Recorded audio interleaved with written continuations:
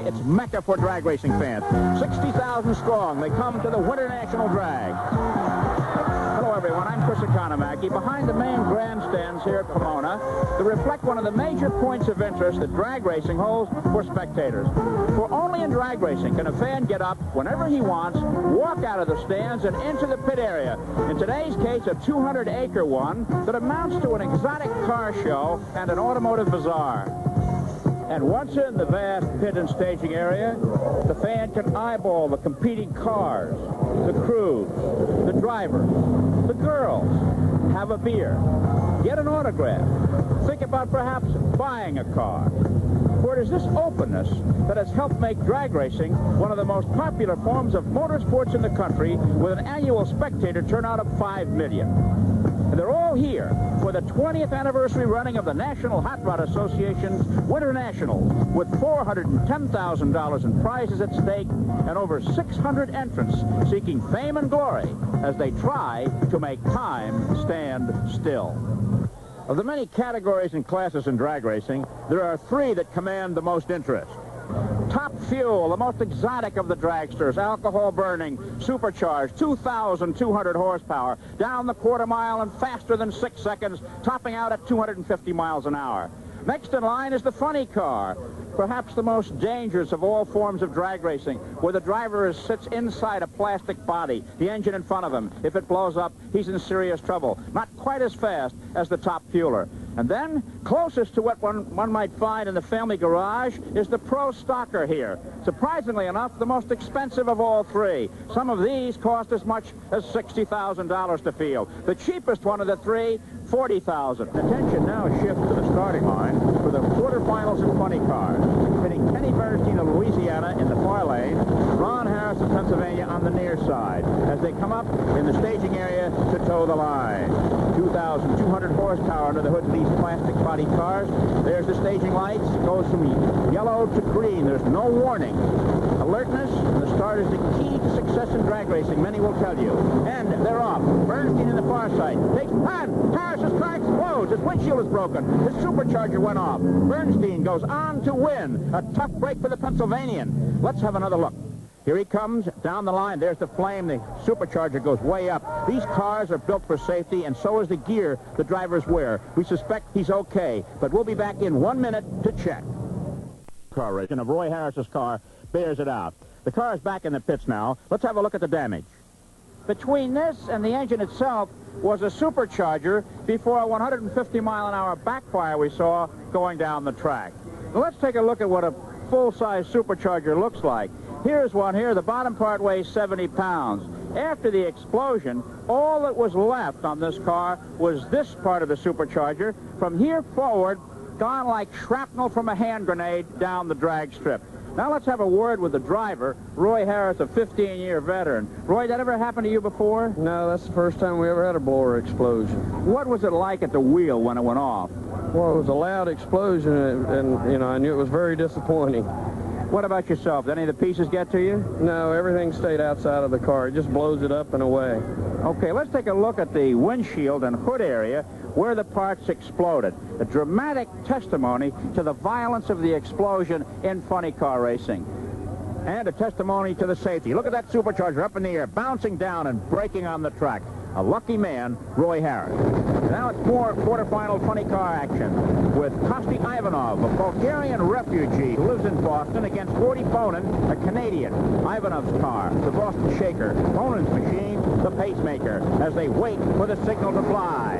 Up go the noses and down the track they go. It's a close race with Ivanov slightly ahead of Bonin, and Ivanov wins it at 234.98 miles an hour, but Bonin's car is not slowing down. The parachute hasn't opened, and he's headed for the fence. He's going towards Riverside. He's still moving through the snake fence and up against the outside fence. Bonin appears okay. He comes out of the car, a lucky man, and his parachute, for one reason or another, failed to open. Here it is again. Remember now, Ivanov is winning at 234.98 miles an hour. Bonin going about the same speed. The normal brakes won't stop the car going that fast. He throws it sideways. It goes through the netting and slams to a final stop against the fairground's outer fence. There it is. Our crew is down at the finish line with him. Are you okay? Yeah, I'm all right. What happened? What Well, the happened? parachute just failed to come out and got bouncing down here and went through the safety net. Slitter side was into the chain link fence to get us stopped. One of those deals where if the parachute, it's my own fault for not getting the parachute in properly, apparently. Did you do much damage to your car? Or? Yeah, extensive. I mean, if we'd have won, we couldn't get it ready for next round. No way. Tough break for the Canadians. It's not an animal in a cage in a zoo, but it's Kenny Bernstein coming back to drag racing. He goes against Dale Foley. Bernstein was a racer several years ago, took a lot of time off to run a chain of restaurants in Texas, while Foley, the youngster from Van Nuys, California, admits to getting his drag racing start midnight riding on Van Nuys Boulevard. It's Foley in the far lane, Bernstein in the near lane. As they come up, that's Buster Couch, the man with the soundproof ears, waiting to send them on their way. Waiting for the lights to flash. And off they go, and Foley takes a quick lead, but bobbles, and Bernstein gets sideways, swerves, hits the fence, tears the right side off his car. Foley slows way down, and Bernstein crosses the line first. What a dramatic day of drag racing we're having here at Pomona. It's unbelievable. Something happens in almost every round, and Bernstein cannot possibly make the finals with his car in that shape. Foley coasts across behind him. Let's take another look. They're saying now that Foley is the winner. All right, here they are. Foley gets off, bobbles, and then Bernstein's car swerves. He crosses the line. That's an automatic disqualification. Hits the fence, tears the fiberwork off the side of his car, opens his parachute. We'll be back in 1 minute to talk with this ex-restaurateur. Accident. The damage to his car was confined primarily to the fiberglass bodywork that shrouds this alcohol-burning car. He was a lucky man. Here he is now. Now it's probably too good. Kenny, it was wild to watch. What caused it? Well, the first thing that happened was the car shook violently, very hard. The tires shook, and when it happens, it's difficult to see what's going on inside the cockpit. And there's like 2 or 3 variations of shake. Most of the time they shake, and it's just enough you can go ahead and drive through it, and it doesn't bother you. But there's a violent shake, what I call violent, and that was a violent shake. The problem I did was I drove it a little too far in the shake, and she got a little out of control, and I should have probably lifted a little earlier, and that's the problem. You hit the fence, but yet you kept going. Did you see Poldy on the other side, know where he was? Well, that really wasn't a concern at the time. What I was trying to do was keep it off the guardrail. I saw the guardrail coming to me, and I thought if I just hit the throttle and it just bounced it right off the guardrail instead of going over. So I saw the guardrail coming, and I just hit the throttle, and a reaction, I guess, and it did. It put it right back out in the strip again, and then my foot got caught between the accelerator and down below, further down, and the throttle hung again open, and that wasn't intentional at all, but I was just kind of cramped up in there. But that's what took place. Well, you won the race, but then you were disqualified for crossing the line. Had the victory stood, would you have been able to make the final in the time allowed? Well, it's very hard to say. We hurt her up pretty good, but a lot of fiberglass can be fixed in a hurry, and we could have got some pieces together, and you never know. You can patch these things pretty quick. I know we would have tried. Okay, better luck next time, Kenny. Thank you, sir. Appreciate it. There's been a succession of disappointments here at Pomona. Don Purdom not making it, Kenny Bernstein out. But Don Big Daddy Garlett did not go fast enough to make the 16 finalists. And the drag racing pioneer from Sefner, Florida, has taken his new machine on home. A big disappointment to the many fans here. And now we move to the Top Fuel semifinals with Connie Kalita coming up against Richie Tharp. Kalita is part of a big story here. He's the former crew chief for Shirley Muldowney. Came back to racing after they split up. Tharp, incidentally, is a gold dealer. And, of course, he's in the news now with gold being so much on the financial pages. They're staged and they're ready. Top Fuel semifinals. Will Kalita go to the final or will Tharp go? Part of a big story. Shirley Muldowney is in the other semifinal, and the two former partners may very well meet. Four lights go, and off they are. Tharp swerves a little bit, and Kalita takes the bounty hunter down the line. He crosses at 238.09 miles an hour, under 6 seconds with a 5.989 clocking. And so, Shirley Muldowney's former crew chief makes it to the finals. And coming to the line now is the first lady of drag racing, Shirley Muldowney herself. Watch those rear tires grow as she does the burnout. This is necessary to clean the tires of any gravel and sand they may have picked up coming to the line. There they are. It's a great dramatic aside to the sport of drag racing. Her rival will be John Kimball, one of the top black drivers in racing. We asked him beforehand if he could make the finals. Well, the car has good potential, and it's really an A1 shape, and I think I have a good shot at it. How about the driver? Is he in A1 shape? Oh, the driver's, I think he's in A1 shape. Shirley Muldowney's car is brought back to line. Shirley, who was the world champion in 1977, has not won since then. Her former crew chief, Connie Coletta, was more than a man with the wrenches to Shirley. We talked with Shirley earlier today. Shirley, you've overcome being a gal. You're one of the guys. You run with them. You win a lot of races. So what's drag racing now for you that you've really been accepted? It's my lifestyle. It's fun. It's the one thing I love. I just hope that I can continue to do it as long as possible. If you make it to the finals, who would you like to go up against? Coletta, show them the way it's done. Well, that romance is obviously over, and it was that breakup is what put Coletta back into the driver's seat. Here's John Kimball, a man who was badly hurt last year, and the last fall turned his car over to Richie Tharp in a generous gesture to race in the finals. Shirley Muldowney on the near side, Kimball on the far side. In the semifinals for the top fuels to determine the makeup of the final round, and off they go. And Kimball burns rubber, and Shirley goes down the line to win at 240.61 miles an hour, 5.845 seconds, her 7th straight pass below 6 seconds. A remarkable move, setting up the classic final match. Shirley Muldowney against her former beau, Connie Coletta. Everybody's talking about it.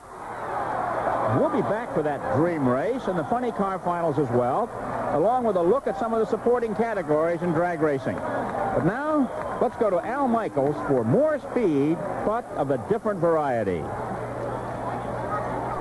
California, 1 hour east of Los Angeles, for the 20th annual running of the Winternational Drag Races. $410,000 in posted awards has lured the top drag racers in the country here, and many fans, a record 61,500, have turned out. In the 4 days leading up to this final day, many exciting incidents have taken place.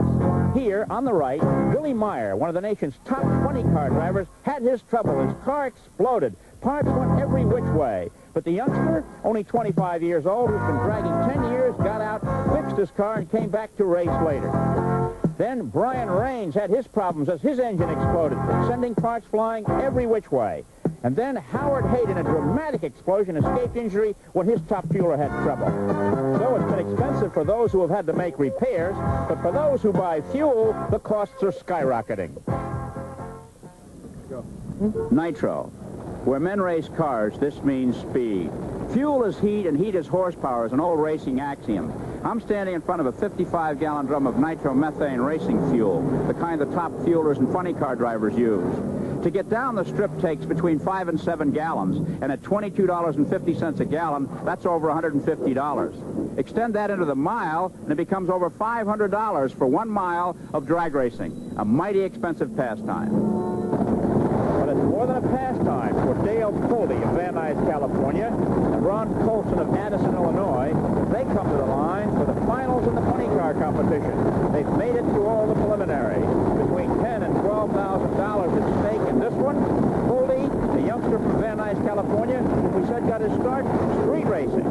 Colson, a rather scientific type from Illinois, has everything figured out.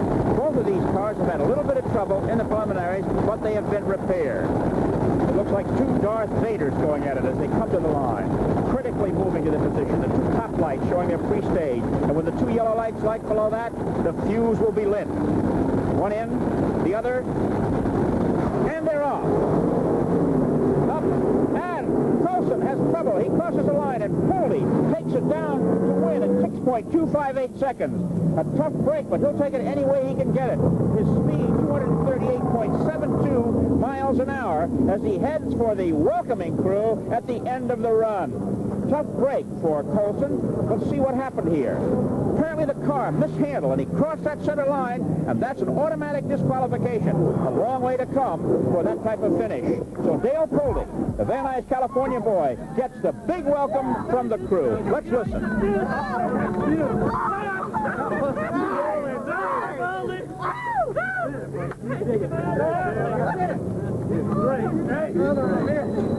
there's nothing like winning. And that's what's on the mind of Miss Shirley Muldowney and Mr. Connie Kalita as they prep for the matchup of the meet. And we'll be back for that. What of truth, the matchup between Shirley Muldowney and Connie Kalita. Until a few seasons ago, racing partners and romantically attached. Then a bitter breakup. We talked to Connie. Connie, everybody's talking about the finals. You know, they say old girlfriends are trouble, and if anybody knows Shirley's weak spots, you do. How do you rate her as a competitor? She's excellent. She's excellent. She's a good driver, and Ronnie, her mechanic, you know, I spent a couple years with him, too, when we worked on Shirley's car, and he's excellent, too. That's a good piece of equipment over there to race against. You going to beat her? We'll try. And what did the female lead in this dramatic scenario have to say moments before the start? You ready for him, are you, Shirley? Sure, Chris. Not afraid of him one bit. You asked for him earlier, and you got him now. What are you going to do with him? Put him away. Put him away. She sounds a lot tougher than she looks. But no one will miss this one. Even the blasé pit people are coming to watch. Shirley and Connie, the Frankie and Johnny of drag racing. Everyone is ready for this one. Here she is in the near lane. No sponsor this year. She's paying her own bills. Connie Kalita, a man who's essentially a mechanic, returning to drag racing at the wheel since the breakup with Shirley. The classic confrontation as they move to the line to stage their long, needle-nosed cars, 2,200 horsepower. Shirley has made it in a man's game. She's not considered a woman now. She's another competitor. Watch the luck. Stage. And off they go. And Kalita gets the jump, but he swivels sideways. And it's Shirley! Shirley Muldowney wins it. Her first victory in over 2 years. She takes it at 5.940. Look at the glee. 247.25 miles an hour. Another straight pass under 6 seconds. Here, they come to the pits together. Usually, the loser and the winner are hundreds of yards apart. And Shirley gets out of the car. The victory area in drag racing is a lonely place. The crowds are way up the line. Let's listen to what is said.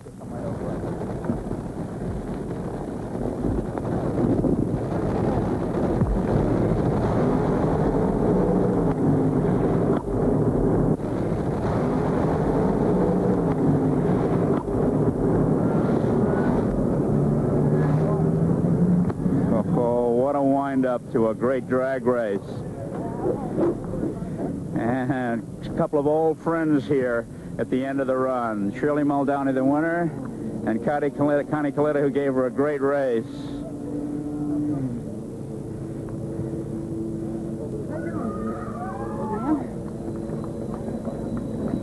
It's an emotional scene here. Turn around, Shirley, so we get a look at you here. You guys put on a great show. It was an important one for you, huh? That was important for both of us. I'm really sure it was. Yes. I had a good teacher, Chris. Really? Yeah. But you don't look happy, Shirley. She is. I'm happy. Are you? I'm happy. Well, it's been a tender thing. You're friends for a long time. Yeah, I think... You drove like a man, though. Yeah. Like I said, I had a good teacher.